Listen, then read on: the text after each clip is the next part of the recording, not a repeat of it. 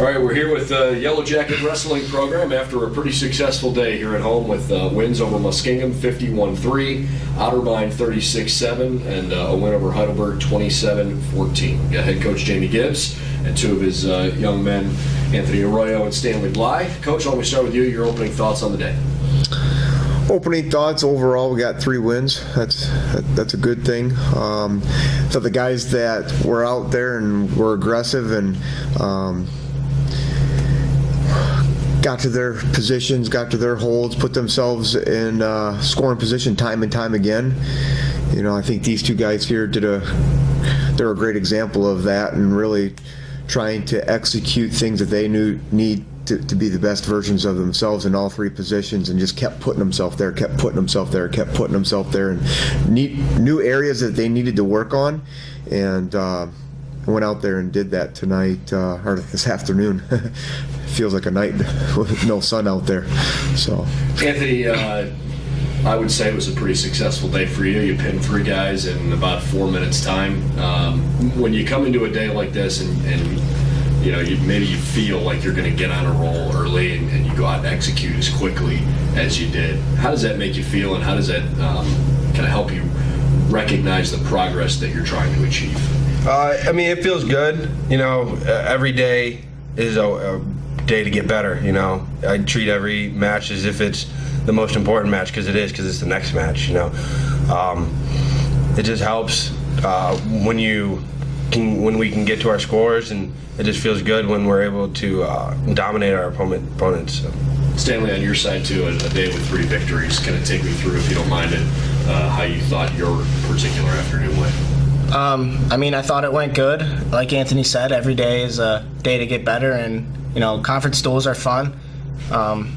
We had some home crowd out, so it was just a great day. And you know, Jacket Tough Wrestling is just getting after your holes and getting after the things that you're good at, and you know, that's what I try to do every time I step on the mat. And you know, when the team does that, we wrestle good. So it was a good day. Coach, I know Muskingum had to forfeit a few matches, and so it at least got the team score off to a good start at the beginning of the day. But as the day went on, it looked like the Heidelberg match was pretty solid. Where were the things that you guys most struggled with in that Heidelberg match that you're trying to work on? well, I think it's like I talked about earlier, those guys that didn't go out there and attack where they're the best at, their best positions. We didn't get it. Some of the matches that we lost, we were too one-dimensional. We weren't chain wrestling enough. We weren't trying to put ourselves in scoring position enough. You know, we were hanging out. We didn't get our motors going. We didn't use our conditioning, which is a skill set for us. You know, for us, we need to go out there and get ourselves really exhausted trying to score a lot of points. And when we do that, it opens so many more things up later on in matches. And I think that's where, you know, and again, you talk about the forfeits. I think maybe that's hard because you know, just there was no urgency from our guys. Maybe the second and third dual meet, because you know, the first one came too easy because of some of the forfeits. But guys that went out there and wrestled with urgency and had a good understanding of where they need to. I mean, I'm proud of our kids all the time. They always go out there and fight, but sometimes we don't have the best understanding of our game plan of what we need to do, even when it doesn't come easy. You know, we do a good job when it comes easy, and sometimes when it doesn't come easy, we struggle, and we got to find ways to continue to work through those moments and still go out there and find success with those guys when that happens. And we're getting closer to doing that, and it was pretty awesome. 3 duels nonetheless, especially with the Hall of Famers being recognized, part of our history, and I think it was good for these guys to see that, and some of the old timers and the time that they put in here and the success that they had, and continue to build this tradition of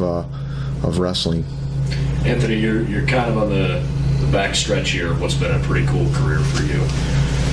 I know you've got big goals in mind this year, and certainly the team as well, but I'm interested from just an individual perspective. What have you learned most about yourself as a time here as a student athlete, whether it's a big challenge you've had to overcome, whether it's the way you've grown, just something that you've really learned about yourself? Honestly, I think what I learned about myself through these 4 years of wrestling is just anything that I want, as long as I put my head to it, I can get what I want to achieve, you know. And that goes not just for me, but for everyone. You know, we are focused on, you know, giving it our all, every match, every practice. So it's good to see the progress that I have had over the years, coming in, not the best wrestler, but you know, it's all about developing, and that's what we do here. I've developed from our coaches and the other wrestlers that I've wrestled with in the past, and some of the guys that are gone. You know, they really set, you know, a guideline of how it's supposed to be done, and it helps, you know, guide everyone else. So, Stanley, how about from your perspective? Because while a lot of people on the outside might look at Anthony and say, well, he's the best wrestler on the team and they've had a great year, I think the fact is that the depth of your team gives you guys a really legitimate chance to win a national championship, and you're absolutely part of that. I'm curious how, like, the pride level you and some of your other teammates take that maybe don't get the same level of spotlight. Can you repeat the question, please? Yeah, no, just the way that you kind of take pride in, you know, trying to just go about, you know, your everyday routine, whether it's in practice or when you're actually out there competing, your level of pride in what you're doing to help contribute to a team goal. I mean, it means everything to me.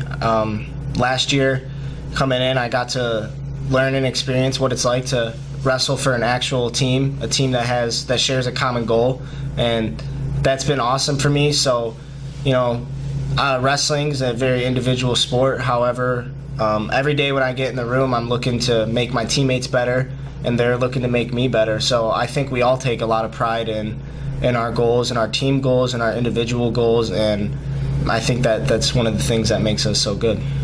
Coach, I'll leave you the last word, and just kind of looking forward here. You've got a couple of big opportunities ahead of you. Certainly next weekend is first among them. Can you measure the progress you've made so far this year with where you still think you can get?